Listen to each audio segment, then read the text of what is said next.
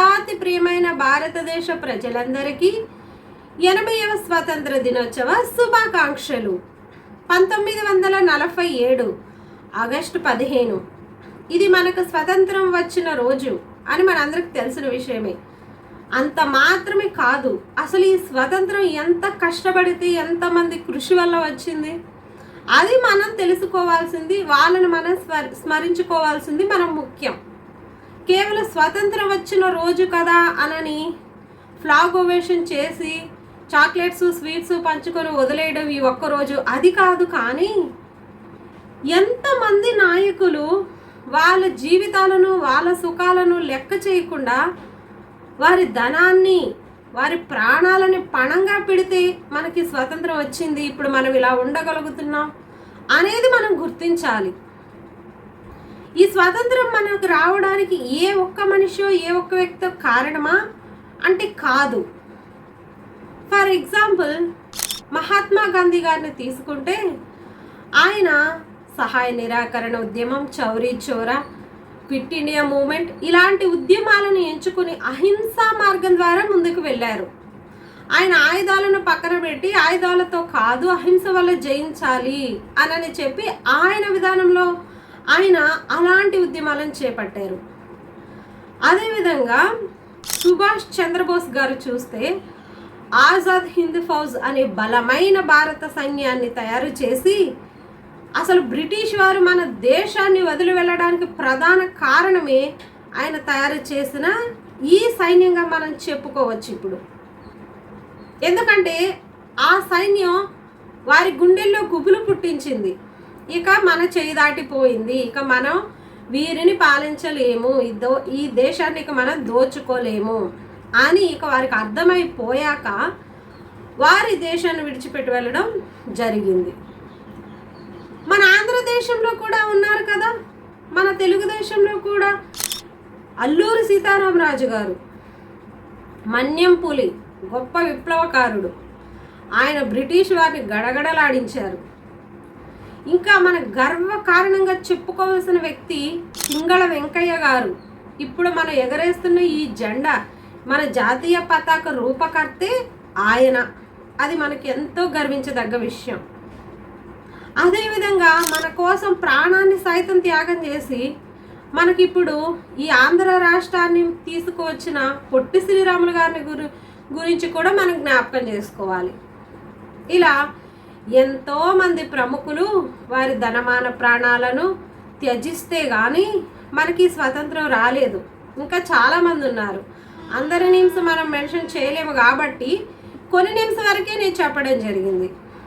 So next ఏంటంటే కేవలం ఆయుధాల వల్ల యుద్ధాల వల్ల మాత్రమేనా మనకు స్వతంత్రం వచ్చిందంటే మనం గుర్తుంచుకోవాల్సిన మరొక పాయింట్, ఆయుధాల కంటే కూడా ఆనాటి మన కవులు రాసిన పాటలు, పద్యాలు, గేయాల వల్ల మనకు భారతదేశ ప్రజల్లో గొప్ప విప్లవ జ్యోతి వెలిగిందని చెప్పుకోవచ్చు. వారి గుండెల్లో దేశభక్తి నిండిపోయిందని మనం చెప్పుకోవచ్చు. అలాంటి కొన్ని వాటిని గురించి కూడా మనం మాట్లాడుకుందాం.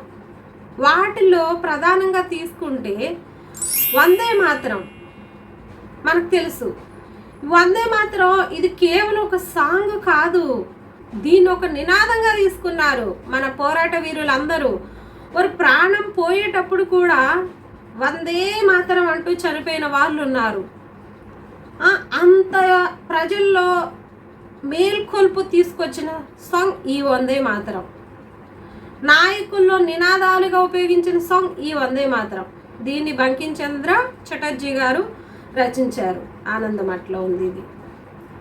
అదేవిధంగా రవీంద్రనాథ్ ఠాగూర్ గారు రాసిన జనగణ మన, ఇది మన నేషనల్ యాంథమ్. అసలు ఇది మనం పాడుతుంటే మన రోమాలు నిక్కబొడుచుకుంటాయి. నిజంగా కరెక్ట్గా ఈ సాంగ్ మీద కాన్సన్ట్రేషన్ చేసి మనం పాడుతూ ఉంటే ఫీల్తో అంత గొప్ప సాంగ్ అనమాట ఇది. మన తెలుగు వారిలో చూస్తే గరిమెళ్ళ సత్యనారాయణ గారు మా కొద్దీ తెల్ల దొరతనం. అసలు ఇదైతే ఈ పాటకి బ్రిటిష్ వారు భయపడిపోయి ఆయన తీసుకెళ్లి జైల్లో వేశారు. ప్రజల్లో అంత గొప్ప చైతన్యాన్ని తెచ్చింది ఈ సాంగ్ అయితే, మా కొద్దీ తెల్లదొరతనం అనే సాంగ్. అదేవిధంగా చిలకమర్తి లక్ష్మీ నరసింహం పంతులు గారు భరత ఖండంబు చక్కని పాడియావు అనే పద్యాన్ని, గొప్ప మీనింగ్ ఉంది అందులో. రాయప్రోలు సుబ్బారావు గారు ఏ దేశమేగినా ఎందు కాలిడినా పొగడరా నీ తల్లి భూమి భారతిని. అసలు ఇదైతే నాకు చాలా చాలా ఇష్టం. మన దేశం యొక్క, మన సంస్కృతి యొక్క గొప్పతనాన్ని చాటే గేయం ఇది. మనం ఎక్కడున్నా కానీ, ప్రపంచంలో ఎంత ఎత్తుకెదిగినా కానీ మన మూలాలు, రూట్స్ మర్చిపోకూడదు. మన దేశం యొక్క గొప్పతనాన్ని అక్కడ కీర్తించాలి అని మనకు తెలియజేస్తుంది.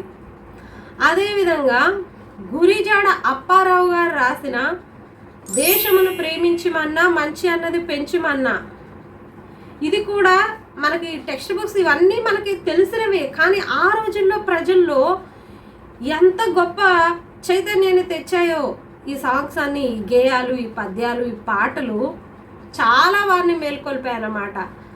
ఓ మనం ఇంత వెనకబడి ఇలాంటి పాలనలో ఉన్నాము, మనకు వద్దు ఈ పాలన, ఈ తెల్లదొల్ల పాలన వద్దు, మన స్వతంత్రం మనం సాధించుకోవాలి అనే గొప్ప పట్టుదల ప్రజల్లో రేకెత్తించిన సాంగ్స్ ఇవన్నీ కూడా.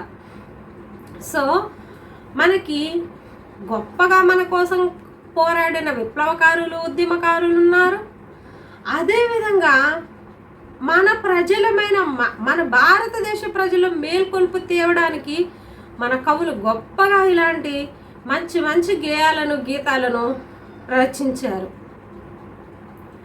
అయితే మన స్వతంత్రం వచ్చినప్పటికీ ఇప్పటికీ డిఫరెన్స్ని మనం చూస్తే, మన స్వతంత్రం వచ్చినప్పుడు ఉన్నప్పటి కంటే మన దేశం ఇప్పుడు అనేక విషయాల్లో, ఆల్మోస్ట్ అన్ని రంగాల్లో అభివృద్ధి చెందింది. వ్యవసాయం దగ్గర నుంచి టెక్నాలజీ, అసలు డిజిటల్ రంగంలో కానీ అన్ని విషయంలో భారతదేశం ఆర్థిక వ్యవస్థలో కానీ అన్నిట్లో బాగానే ఉంది. ఇప్పుడు అప్పటికంటే ఇప్పుడు బాగా మెరుగుపడింది, అభివృద్ధి చెందింది. ఓకే, ఇంతటితో చాలా అనుకోవడానికి లేదు, ఇంకా మన ముందు సవాళ్ళు ఉన్నాయి. పేదరికం అనే సవాలు ఉంది, నిరుద్యోగం అనే సమస్య ఉంది, సామాజిక అసమానతలు, ఇదైతే ఇంకా పీక్స్లో ఉంది మన కంట్రీలో. ఇంత చదువులు చదువుతున్నా, ఇంత టెక్నాలజీ వృద్ధి చెందినా ఇంకా క్యాస్ట్ ఫీలింగ్, రిలీజియన్ ఫీలింగ్ అని చెప్పేసేసి ఈ చంపుకోటాలు, కొట్టుకోవడాలు, ఆ దేశాన్ని పాలించే వాళ్ళు కూడా మన సెక్యులర్ కంట్రీ అయినప్పటికీ ఈ కులమతాలను అడ్డాలు పెట్టుకోవటాలు, వాటికి ఎక్కువ ప్రాముఖ్యత ఇవ్వటం, ఇవన్నీ మనం ఇంకా చూస్తూనే ఉన్నాం. మనకు తెలిసిందే కదా. మన దేశం పట్ల మనం నిర్వర్తించిన కర్తవ్యం ఏంటి మరి? ఏ కర్తవ్యం నిర్వర్తించాలి? మన దేశం, మనందరం ఒకటే, మనందరం చేయి చేయి పట్టి పౌరులందరం ఒకటిగా ఉండాలి, ఒక మార్గంలో నడవాలి అనేది మనం ఆలోచించాలి తప్ప, నీది ఈ క్యాస్ట్, నాది ఆ క్యాస్ట్, మీరు ముస్లిమ్స్, మేము క్రిస్టియన్స్, మీరు హిందూస్, ఇలాంటి పిచ్చి పిచ్చి భేదాలు, కులవర్ణ భేదాలు ఇవన్నీ తీసుకొచ్చి, ప్రాంతీయ భేదాలు ఇవన్నీతో కలిపి మనలో మనమే ముక్కలు ముక్కలుగా కొట్లాడుకుంటూ ఉంటున్నారు. ఇది ఇందుక మనకి అంతమంది అంత గొప్పగా త్యాగం చేసి స్వతంత్రం తీసుకొచ్చింది కాదు కదా. వారు భవిష్యత్తులో మన దేశంలో మన గురించి ఎన్ని కలలు కని ఆ స్వతంత్రాన్ని మనకు తెచ్చారు. మనకులాగా వాళ్ళు కూడా మిగతా వాళ్ళకులాగా మా పెళ్ళి మేము చేసుకుంటాం, మా పిల్లలు, మా జీవితం అట్లా వాళ్ళు అనుకోవచ్చు కదా. అలా అనుకోలేదు. ఎంతమంది వీర మరణాలు పొందితే ఇప్పుడు మనం ఇలా ఉంటున్నాము. ఇందుక మనం ఈ కులమత భేదాలతో కొట్టుకు చావడానికి కాదు కదా వాళ్ళు మనకు స్వతంత్రాన్ని ఇచ్చింది.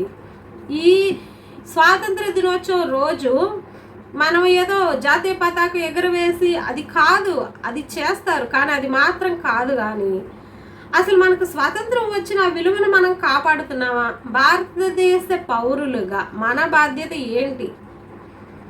మనకి ఫీలింగ్స్ వద్దు, క్యాస్ట్ ఫీలింగ్స్ ఇవన్నీ వద్దు. మనం అందరితో మంచిగా ఉందాం, అందరినీ సోదర భావంతో చూద్దాం అనేది మనకు ఉండాలి. ఫస్ట్ ఆఫ్ ఆల్ సమాజం పట్ల మన బాధ్యత మనం చక్కగా నిర్వర్తించాలి. పర్యావరణాన్ని కూడా మన పరిసరాలను పరిశుభ్రంగా ఉంచుకోవాలి. ఇది మనది కాదుగా, ఇది మన ఇంట్లో కాదు, ఇది మన రోడ్డు కాదు, ఇది మన వీధి కాదు, ఇది వాళ్ళది, ఇది మనది, ఇది కాదు, అసలు ఇది మన దేశం, ఇది మన ప్రదేశం, ఇది మన జన్మభూమి. ఈ ఫీలింగ్లోకి రావాలి. అది ప్రజల పట్లైనా పర్యావరణం పట్లైనా మన అనే ఫీలింగ్లోకి రావాలి. ఈ సామాజిక అసమానతలన్నిటిని తొలగించాలి. ఇలాంటివి ఉండి ఇవన్నీ చేయటానికి కాదు కదా మనకు వాళ్ళు స్వతంత్రం తెచ్చిపెట్టింది. ఇంకా ఇంతగా అభివృద్ధి చెందుతున్న, ఇంకా పేదరికం, ఇంకా నిరుద్యోగం ఉన్నాయంటే అది అధికారులు వారి యొక్క పాలనను సరిచూసుకోవాలి. ప్రజలకు మనం ఏం చేస్తున్నాము, ఎలా ఉన్నాము అనేది వాళ్ళని ఆత్మ పరిశీలన చేసుకోవాలి. ఈ స్వతంత్ర దినోత్సవం సందర్భంగా నేను మీ అందరితో మాట్లాడాలనుకుంటుంది ఇదే. మన చుట్టూ ఉన్న సామాజిక అసమానతలు తొలగించడంలో మన కృషి మనం చేద్దాం. మన అనే ఫీలింగ్తో ఉందాం. అందరితో మంచిగా సోదర భావంతో ఉందాం. ఇది మన దేశం, మన ప్రజలు, ఇది మన బాధ్యత అనే తలంపులు మన మైండ్లో ఉంచుకుందాం. ఆ మార్గంలో మనం నడిచి వేరే వాళ్ళకు కూడా ఆదర్శంగా ఉండాలి. మనము, మన దేశము, మన దేశ గౌరవాన్ని మనం కాపాడటమే, మన దేశ గౌరవాన్ని ప్రపంచంలో మన కీర్తిని, దేశ కీర్తిని మనం ప్రపంచపు రెపరెపలాడించాలి ప్రపంచ దేశాల ముందు. అది మనం మెయిన్ పాయింట్గా పెట్టుకోవాల్సింది. ఇవన్నీ మనం చేసినప్పుడు, కనీసం చేయడానికి ప్రయత్నించినప్పుడే మనం నిజంగా స్వాతంత్ర దినోత్సవానికి వాల్యూ ఇస్తున్నామని లెక్క. సో ఫ్రెండ్స్, మీ అందరికీ కూడా మరొకసారి స్వాతంత్ర దినోత్సవ శుభాకాంక్షలు. జై హింద్.